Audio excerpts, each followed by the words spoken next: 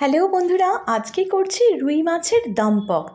রুই মাছের দম পক্ত করার জন্য রিং শেপের রুই মাছ হলে ভালো হয়। যখন তোমরা রুই মাছ কিনবে বলবে রিং করে কেটে দিতে। এই রিং করা রুই মাছ নিয়ে পরিমাণ মতো নুন এবং হলুদ দিয়ে মাখিয়ে রাখবে। কিছুক্ষণ মাখিয়ে রাখতে হবে। আমি চার পিস আর কি রিং শেপ রুই মাছ নিয়েছি। তাতে আমি দিয়েছি ছোট্ট চামচের 1 চামচ হলুদ গুঁড়ো আর পরিমাণ মতো নুন। এইবার এটা মাখিয়ে রেখে আমি দেব, এই রান্নাটার জন্য আমার লাগবে পেঁয়াজ বাটা। এই 4 পিস রুই মাছের জন্য আন্দাজ হচ্ছে একটা গোটা বড় পেঁয়াজ, একটা পেঁয়াজ একটু বড় সাইজের একটা গোটা পেঁয়াজ। এই পেঁয়াজটা তোমরা গ্রেট করে নিতে পারো অথবা বেটে নিতে পারো।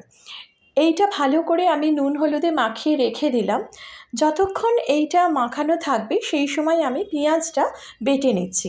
এই রান্নাটা খুব তাড়াতাড়ি হয়ে যায় আর খেতে খুব উপাদেয় লাগে, একদম অনুষ্ঠান বাড়ির মতন টেস্ট হবে।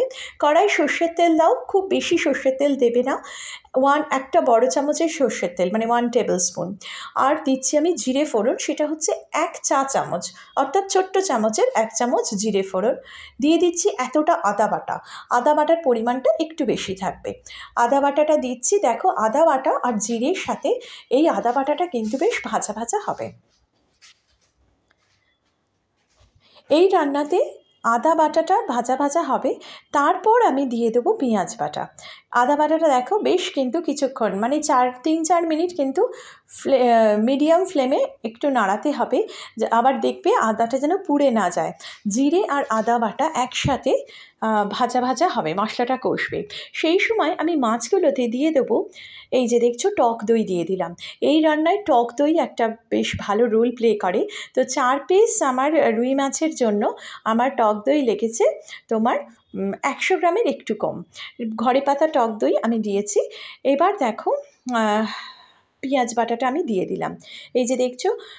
এবার পেঁয়াজ বাটাটা দেওয়ার পরে এবার ভালো করে মশলাটা আমি কষিয়ে নিচ্ছি। মশলাটা যখন কষাবে সেটা খেয়াল করবে যে তেল যেন বেশ ছেড়ে ছেড়ে আসে, সেই সময়েই কিন্তু আমি রুই মাছটা দেব, তার আগে কিন্তু মাছ দেওয়া যাবে না। আর প্রসঙ্গত বলে রাখি, তোমরা ইচ্ছে করলে ফোড়ন হিসেবে তেজপাতা আর গোটা গরম মশলাও এই রান্নায় দিতে পারো। এবার পরিমাণ মতো আমি হলুদ গুঁড়ো দিচ্ছি, আমি দেব কাঁচা লঙ্কা। তোমাদের যদি ইচ্ছে হয় তোমরা কাশ্মীরি লঙ্কার গুঁড়ো অথবা শুকনো লঙ্কার গুঁড়ো দিতে পারো। আমি কাঁচা লঙ্কা দিয়ে রান্নাটা করছি, কেন আমার বাড়িতে ছোট বাচ্চা আছে, খুব ঝাল হলে খেতে পারে না। তো এবারে ভালো করে মশলাটা কষিয়ে নিয়েছো। মশলা কষানোর পরে এবার দেখো তেলটা দেখো কীরকম ছেড়ে ছেড়ে আসছে। এই রকম তেল যখন ভেসে ভেসে উঠবে সেই সময় আমি রুই মাছের পিসগুলো দিয়ে দেব। রুই মাছের পিসগুলো দেওয়ার পরে আমি দিয়ে দেবো আর একটুখানি টক দই, অর্থাৎ মাছে যে টক দইটা লেগে আছে সেটা, আর বাকি সামান্য একটু যেটা টক দই থাকবে সেটা তোমরা দিয়ে দেবে।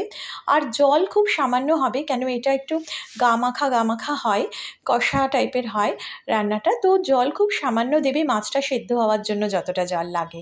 দিয়ে তারপর তোমরা ঢাকা দিয়ে দেবে। এই রান্নাটা পুরোটাই দমে হবে। এই রান্নার জন্য রুই মাছ ভাজার কোনো প্রয়োজন নেই। এই যে দেখো আমি দই মাখানো রুই মাছগুলো দিয়ে দিলাম, দিয়ে এবার ঢাকা দিয়ে দমে দিয়ে দিয়েছি। একদম 7 মিনিটে রান্না রেডি। কেমন হলো জানিও কমেন্ট করে। আজকের মতো টাটা, এনজয়।